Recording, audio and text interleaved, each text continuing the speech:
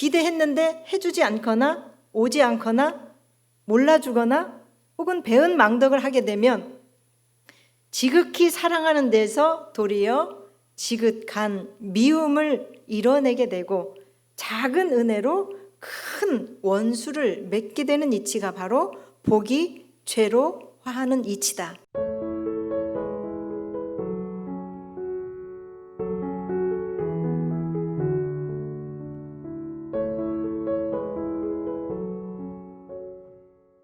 오늘은 우리가 잘 아는 이야기로부터 말문을 열어보려고 합니다.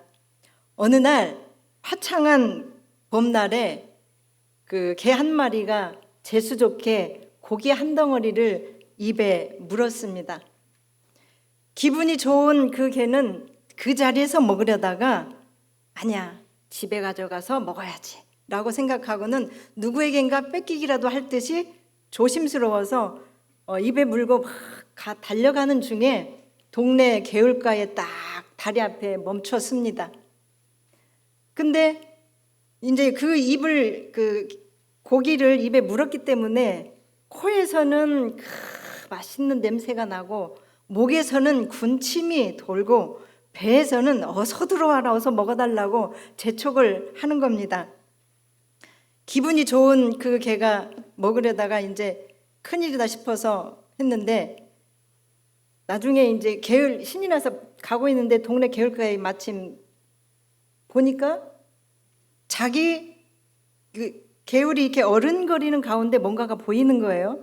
그러니 자세히 들여다보니까 무언가 어른거리는데 자기보다 더 큰 고기를 누군가가 가지고 있는 거예요.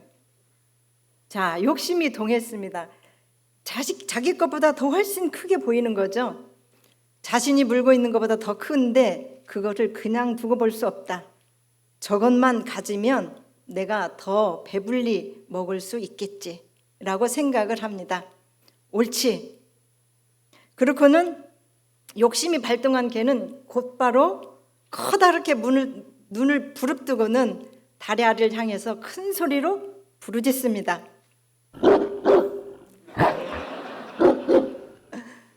그러자 풍덩 소리가 나고 풍덩 소리와 함께 물에 우글쭈글한 자신의 얼굴이 다시 비치는 것입니다.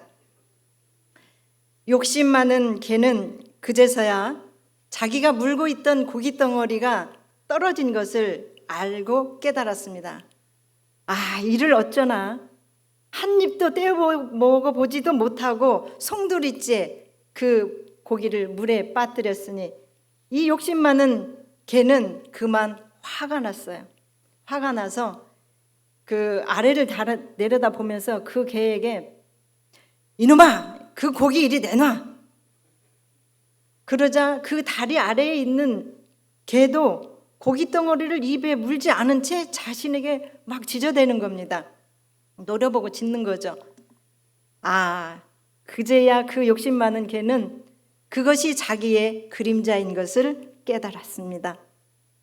내가 가진 것만 먹어도 배가 부를 것인데 괜히 헛된 욕심을 부렸구나 라고 생각을 하면서 터덜터덜 자기 집을 향해서 힘없는 걸음으로 집으로 돌아갔다는 이야기. 익히 우리가 어려서부터 들었던 이야기입니다. 이 유화에 담긴 의미를 한번 생각해 보면 헛된 욕망, 욕심, 허망한 탐욕이 우리의 이성과 지혜를 마비시켜서 이미 받아버린 복을 모르고 살아가게 된다라는 그러한 철학을 우리에게 알려주는, 깨우침을 주는 이야기입니다. 바로 이 개에게 있어서 고기는 우리들의 삶을 생각해 보면 복이죠. 그 개는 누군가요? 우리들 자신이죠. 자신에게 이미 와 있는 복을 모르거나 혹은 감사하지 않으면 복은 어느새 달아난다라고 하는 깨우침을 주는 이야기입니다. 여러분들은 어떠세요? 복을 감사하며 기쁘게 살아가고 계십니까? 복을 많이 받았다고 생각하고 계시나요? 네. 아니면 받은 복보다 더 욕심을 내다가 있는 복마저 잃어버렸거나 빼앗기는 인생을 살고 있지는 않는지. 그런 도반님은 아무도 안 계시겠지요. 여기 얘기가 아니고 밖에 사람 이야기입니다. 교감님 버전입니다. 여기는 그런 사람 한 분도 안 계시죠. 역시 교감님 버전입니다. 생각해보니까 복의 종류도 참 많더라고요. 자, 고기를 잡는 사람이, 낚시를 하는 분들이 고기가 잘 물리면 뭐라고 하는가요? 어복이 있다, 이렇게 얘기를 하더라고요. 그 다음에 돈이 잘 벌린다 그러면 나한테는 제복이 있다. 또 아내를 잘 만나면 아내복이 있다. 또 화투가 뭐가 잘생긴 뭐 수복이 있다라는 말도 하던데요. 네. 교도님들에게는 교무복, 교무에게는 교도복이 있다는 말도 얘기를 하더라고요. 여러분들은 교무복이 있습니까? 아, 감사합니다. 저를 두고 한 얘기인지 아닌지는 모르겠지만 저는 이 강남교당에 어느 교도님을 만나든 교도님 복이 있다고, 복이 충만하고 가득하다고 생각을 합니다. 그러나 여러분 잊지 마십시오. 제 아무리 운이 좋고 복이 많다고 하더라도 준비되지 않은 사람, 그리고 감사할 줄 모르는 사람에게는 복은 오히려 불행을 불러오고 재앙을 불러온다는 사실을 우리가 익히 알고 있지요. 그래서 참된 복이라고 하는 것은 스스로 만족할 줄 아는 사람에게는 대박이 되는 것이고, 또 받은 복에 감사할 줄 아는 사람에게는 기쁨이요 행복이 되는 것입니다. 이게 참 신앙인, 수도인의 마음 공부의 결정판이라고 저는 말씀을 드리고 싶습니다. 우린 이미 많은 복을 받은 겁니다. 소태산 대종사님이라고 하시는 인류의 스승님을 우리는 만난 것만으로도 이미 비교할 수 없는 복을 만난 겁니다. 받은 것입니다. 거기에다가 원불교라고 하는 신앙의 종교를 통해서 받는 신앙의 복은 종교의 끝판왕이다, 이렇게 표현을 하기도 합니다. 종교의 끝판왕, 이건 최고라는 거죠.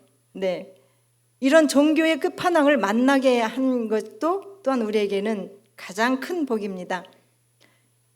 우리 곳 강남교당에서 지금처럼 여러 도반들과 법연을 두고 이렇게 법을 듣고 신앙 수행하는 여러분들도 하루하루 살아가고 있는 것이 이미 복을 넘치게 받고 누리고 있다라고 생각이 들어집니다. 여러분, 우리 자신도 이렇게 복을 받았지만 특히 제가 말씀드리고 싶은 게 있습니다. 자녀들에게도 어린 시절부터 이 신앙을 물려주시기 바랍니다. 간절히 바랍니다. 재산을 물려주고 공부시키는 것도 중요하지만 인생의 진리, 삶의 종교를 인도해주고 또 귀케 해주는 것도 가장 중요한 유산입니다. 재산이나 학벌이 우리에게 살아가는 데 있어서 조금은 유익하고 도움이 됩니다. 그러나 우리들 인생, 내 자녀의 인생을 책임져 주지는 않습니다. 복을 의미하는 복자를 이렇게 나누어서 보자면 불시변에다가 제일 위에 한일자가 하나 있죠. 이어서 입구자가 있고 그 밑에 밭전자를 씁니다.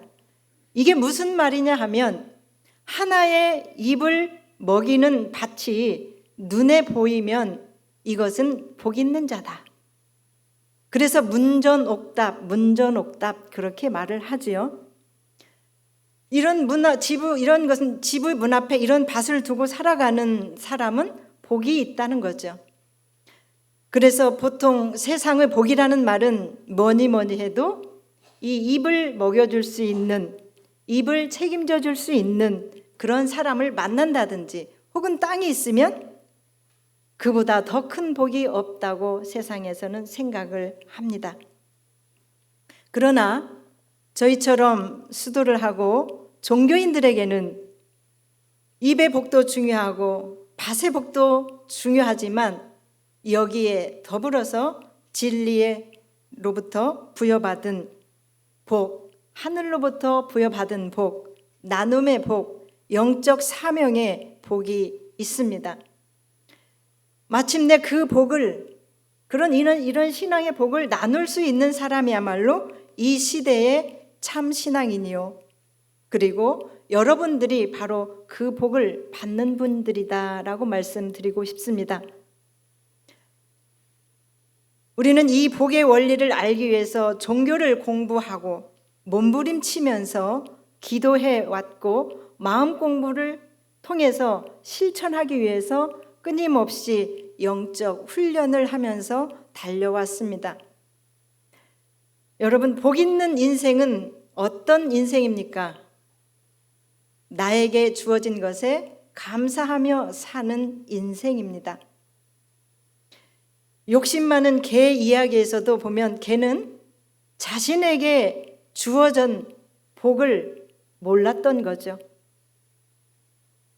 원망하는 마음이라고 하는 것은 감사의 감동이 사라진 욕심의 한숨소리요, 욕망의 신음소리입니다. 원망하는 사람들은 미물 곤충에게서도 해독을 입게 되고 감사 생활하는 사람에게는 미물에게서도 은혜를 입는다라고 하는 정산종사님의 말씀을 기억해 주시기 바랍니다. 이 말씀은 우리가 돈과 재산을 가지는 것이 복이 아니라 은혜 발견, 감사 생활 하면서 그리고 자기의 주어진 일터에서 바르고 정직하게 사는 사람이 복 있는 인생이라고 하는 것입니다. 이것이 은혜요, 행복인 거죠. 전 세계적으로 복권에 당첨됐던 사람들이 대부분 삶이 비극적이고 불행해졌다는 통계를 본 적이 있습니다. 돈으로 천하를 얻으면 만족할 것 같지만 그것보다는 내가 할 수 있는 일터, 내가 가진 것에 대한 만족, 감사한 마음을 가지게 하는 것, 또 바르게 사는 것, 그것이 더 복된 인생이라고 하는 겁니다. 그래서 인생의 목적은 재물을 모으는 것이 아니라 진리를 알고 진리를 신앙하면서 진리대로 사는 것, 그것이 바로 영생의 길이 있다. 그곳에 바로 영생의 길이 있다 라고 하는 말씀을 우리는 욕심 많은 개 이야기에서도 욕심이 부른 그 허망함을 알 수 있었죠. 같은 복을 가지고도 여러 사람에게 조금씩 나누어서 함께 쓰면 자신은 나는 조금밖에 베풀지 않았지만 그 조그만한 복이 모여서 합해져서 커다란 복을 저장할 수 있습니다. 우리 강남교당 도반님들께서 서타원님을 모시고 세계 각국의 어려운 곳에 사업을 하신 것도 여러분들이 그렇게 나누어서 복을 베푸르신 겁니다. 그래서 여러분들은 정말 복된 인생, 복된 삶을 살아오셨고 그 주인공들이시고 앞으로도 그렇게 살아가실 것이라 생각되어집니다. 엊그제는 이강석 현대자동차 판매왕 명장님과 이야기를 나누는 일이 있었습니다. 우리 교당의 이성면 미사님이시죠. 말씀을 나누는데 제가 그랬습니다. 지금도 그 명장의 타이틀을 유지하고 계십니까? 올해도 계속 판매를 잘하고 계십니까? 그랬더니 그렇습니다 그러더라고요. 그래서 어떻게 그렇게 판매를 잘하실 수 있으세요? 그리고 우리 도반님들이 미사님을 통해서 자동차를 구하거나 도움을 받으면 그 돈 10원 1원 하나라도 더 도움되게 하려고 수고로움과 발걸음을 노력해 주시는 그 모습에 너무너무 감동스럽다라는 말을 우리 도반님들에게 들었어요. 이렇게 말씀을 드렸습니다. 그랬더니 그 도반님 그 미사님께서 하시는 말씀이 작은 것이지만 제가 갖지 않고 고객들에게 나눠주는 기쁨이 있습니다. 욕심을 부리지 않고 고객들에게 더 나눠주고 싶거든요. 제가 가져서 뭐 하겠어요? 사실은 그 많은 수많은 이익 중에 당신이 가질 수 있는 것도 많지만 그걸 다 풀어 쓰는 거예요. 나누고 베푸는 것이 곧 내 자신에게, 자기에게 복으로 돌아온다는 사실을 아는데 어떻게 실천하지 않고 살겠어요? 내가 대종사님 제자고 내가 원불교 교도인데. 그러니까 기쁘지요.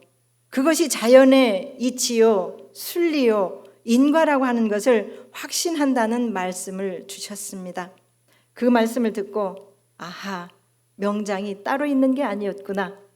그렇지, 이 현대자동차 판매 명장은 그냥 되어지는 것이 아니라 인과에 대한 확철 대우와 이 교법의 실천으로 사시는 결과이구나 라고 하면서 감사의 인사를 드렸습니다. 그러시니까 이제 많은 고객들이 이 명장에게 신뢰를 가지는 인연들이 많아지면서 나도 이 사람에게 소개하고 나도 이강성님에게 소개하고 계속 그러면서 자동차에 관한 한 모든 것을 미사님께 서로 연락을 해서 주고받으면서 그런 당연한 결과가 복으로 오게 되고 판매 명장이 되었거나라는 생각을 해봤습니다. 그러면서 저를 생각해 봤습니다. 미사님은 판매 명장이라고 하는데 정인아는 교화의 명장이 되었는가? 정말 불공을 잘 드리고 나의 수고로움 작은 것까지도 마음 하나까지도 우리 교도님들에게 불공을 제대로 잘했는가? 라고 생각을 해보니 그러지 못했습니다. 결과가 보여주는 거거든요. 옆에 우리 시그넘 나인용 과장님은 저에게 늘 진리를 말해주시는 스승님이십니다. 우리가 위에 옥상에 나무를 심잖아요. 나무를 심으면 당신 이제 시그넘도 나무를 가꾸고 곳곳에 쉬는 시간이면 늘 수고로움을 잊지 않고 주인의 심정으로 사시는데요. 교무님, 이 나무가 아무리 물을 주었다든지 물을 많이 주세요 관리하세요 저한테 얘기하든지 누구한테든 다른 사람들에게도 얘기를 한다는 말이에요. 그러면 근데 나는 물 줬는데요. 그러면 가보면 죽었어요. 죽어 있거나 시들어 있어요. 그러면 그거는요, 진리는요 결과가 말해주는 거거든요. 이 말을 저한테 하는데 저는 그 말이 항상 입 내리속에 있어요. 진리는 결과로서 말해준다. 내가 아무리 잘했는데 좋다고 해도 거기에 다른 것이 빠져 있는 거죠. 그건 제대로 하지 않은 거죠. 뭔가가 있는 거죠. 그 말씀을 생각해보면서 정윤아는 교화의 명장이 되어야 하겠습니다. 하려고 노력을 하겠습니다. 많이 도와주세요. 우리가 짓는 그 복이 상대편의 진강급 여하에 따라서 많이 받을 수도 있고 적게 받을 수도 있다는 말씀을 우리 대종사님 대종경을 통해서 우리는 익히 알고 있지요. 어느 날 영광에서 한 농부가 한 해 여름 장마철에 그 동네의 관리 세 사람을 월천을 해줬어요. 말하자면 강을 업어서 강을 건너준 거죠. 그 월천을 해주었는데 이 농부가 한날 한시에 똑같이 세 사람에게 복을 지어줬어요. 그런데 그 갚는 것을 보니 그 사람의 권리와 그 사람의 상황과 여건에 따라서 그것이 다르다라고 하는 얘기를 대종경을 통해서 우리는 잘 알 수가 있습니다. 이렇게 복을 여러 사람에게 베풀어 쓴다는 것은 그 복을 또는 그 복이 돌아올 때는 이자와 함께 돌아온다는 인과 이치를 가르쳐주는 이야기이기도 합니다. 혼자서 복을 쓰는 것보다는 여러 사람에게 베풀어서 같이 쓰는 것, 그것이 바로 복을 지키는 법이고 또한 그 복을 배로 늘리게 하는 이자의 복의 복리입니다. 은행에 복리의자가 있죠. 이자에 이자를 더하는 것. 그러기에 정산종사님께서도 말씀을 하십니다. 복을 받아서 써버림은 소모이고 아니 받고 널리 베풀어 쓰는 것은 곧 식리함이다. 식리라고 하는 것은 이익을 늘려준다라고 하는 거죠. 그래서 복을 다 쓰는 것보다 널리 베푸는 것, 내가 혼자 쓰는 것은 소모지만 널리 베풀어 쓰는 것은 그 이익을 늘려지게 되는 거다. 복리이자를 말하는 거죠. 복의 복리. 또한 복을 지키는 법은 넓은 복전을 발견해서 늘 음덕을 쌓는 것이라고 대종사님께서 말씀해 주십니다. 복을 짓고서 이제는 그만 복을 지어도 됐지, 이만하면 됐지, 나는 다 할 만큼 했어, 이렇게 하고도 거뜬히 나는 잘 살 수 있어 라고 만족한다면 복짓기를 게을리하는 사람이 될 것이고, 그 사람은 영원한 복을 지킬 줄 모르는 어리석은 사람이 된다는 것입니다. 또 복을 지으면서도 어떤 사람은 남들이 알아주지 않는거나 또 한탄하거나 화를 내는 사람이 있습니다. 저도 소소히 생각해 보면 남이 내가 준 것에 대해서 혹여 섭섭해하거나 안타까워하거나 화가 나는 일이 있지 않았나 생각을 해봅니다. 어려서는 그런 일들이 있었을 것 같습니다. 지금은 그렇지 않지만 간혹 섭섭한 마음은 날 수도 있습니다. 그러나 그 마음은 다시 돌리죠. 정산종사님께서도 복을 지으면서도 알아주지 않는다고 한탄하지 말라. 복을 짓고 칭찬을 받으면 그 복의 절반은 이미 다 받아버린 것과 마찬가지가 된다. 그러니 내가 복을 지음이 부족함을 생각할지언정, 내가 복을 못 지어서 계속 안타까워할지언정, 당장에 내가 지은 복을 금방 내가 다시 받기를 바라지 말라라는 말씀이십니다.